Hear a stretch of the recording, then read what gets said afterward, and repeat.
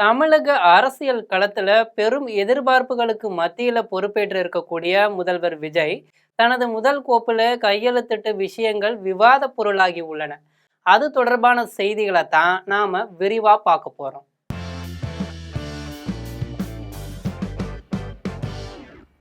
விஜயின் முதல் தேர்தல் பிரச்சாரத்துல முன்வைக்கப்பட்ட மிக முக்கியமான வாக்குறுதிகள்ல ஒன்றான இலவச மின்சாரம் தொடர்பான அரசாணை வெளியாகி உள்ளது. இந்த அறிவிப்பு மக்களிடையே வரவேற்பையும் அதே சமயம் விவாதங்களையும் கிளப்பியிருக்கு. சரி, அந்த வாக்குறுதி என்ன, யதார்த்தம் என்ன? 2026 தேர்தல் களத்துல அனைவருக்கும் 200 யூனிட் இலவச மின்சாரம் என்ற முழக்கத்தை நடிகர் விஜய் முன்வைத்தார்.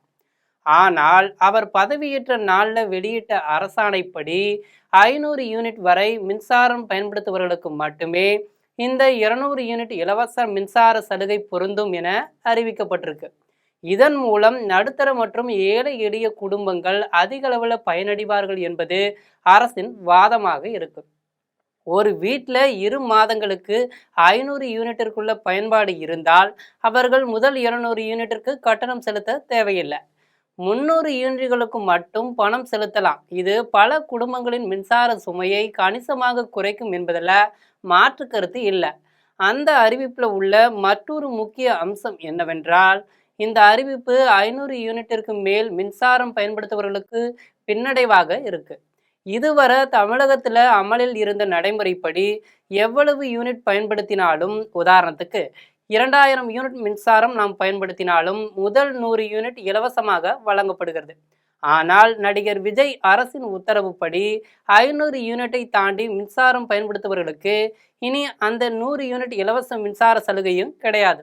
அதாவது 501 யூனிட் பயன்படுத்தும் ஒரு பயனாளி மொத்த யூனிட்டிற்கும் கட்டணம் செலுத்த வேண்டிய நிலை ஏற்படும் என்று சமூக ஊடகங்களில் விமர்சனம் எழுந்து வருது. இதையடுத்து இந்த சட்டத்துல விஜய் கையெழுத்திட்ட சில மணி நேரத்துல தமிழ்நாடு அரசு விளக்கம் அளித்து அறிக்கை ஒன்றை வெளியிட்டிருக்கு. அதாவது 500 யூனிட்டுக்கு மேல் மின்சாரம் நுகரப்பட்டால் 200 யூனிட் மின்சாரம் இலவசம் கிடையாது என்றும், ஆனால் 100 யூனிட் இலவச மின்சாரம் தொடரும் என்றும் தெரிவிச்சிருக்கு. இந்த கட் ஆஃப் முறை அதிக மின்சாரம் பயன்படுத்தும் வீடுகளுக்கு கூடுதல் நிதிச்சுமையை ஏற்படுத்தும் என அஞ்சப்படுகிறது.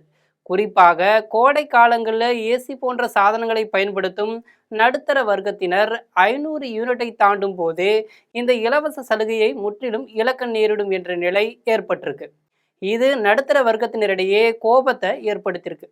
எதற்காக இந்த நிபந்தனை என்றால், மின்சாரத்தை சிக்கனமாக பயன்படுத்துபவர்களை ஊக்குவிக்கவும், வசதி படைத்தவர்கள் அதிக மின்சாரம் பயன்படுத்தும் போது அவர்களுக்கு மானியம் வழங்குவதை தவிர்க்கவும் இந்த நடவடிக்கை எடுக்கப்பட்டதாக அரசு தரப்புல சொல்றாங்க. இருப்பினும் அனைவருக்கும் என்று வாக்குறுதி அளித்துவிட்டு இப்போது பயன்பாட்டு வரம்பு நிர்ணயம் செய்திருப்பது அரசியல் ரீதியாக விமர்சனங்களை சந்தித்து வருது. எதிர்கட்சிகள் இதனை மக்களுக்கு வைக்கப்பட்ட செக் என்று விமர்சிக்க தொடங்கியிருக்காங்க. அதே போல் முதல்வர் விஜயின் மற்ற முக்கிய கையெழுத்துகள் என்னவென்று பார்க்கலாம். மின்சார அறிவிப்பு ஒருபுறம் விவாதிக்கப்பட்டாலும் முதல்வர் விஜய் கையெழுத்திட்ட மற்ற 2 கோப்புகள் பாதுகாப்பு மற்றும் சமூக நலன் சார்ந்த முக்கிய நடவடிக்கைகளாக பார்க்கப்படுகிறது. அதே மாதிரி பெண்களுக்கு எதிரான குற்றங்களை தடுக்கவும், பெண்களின் பாதுகாப்பை உறுதி செய்யவும் பிரத்யேகமாக வேலுநாச்சியார் அதிரடிப்படை உருவாக்கப்பட உள்ளது. வீரமங்கை வேலுநாச்சியாரின் பெயரில் அமையும் இந்த படை மாநிலம் முழுவதும் பெண்களின் பாதுகாப்பிற்கு அரணாக இருக்கும் என எதிர்பார்க்கப்படுகிறது.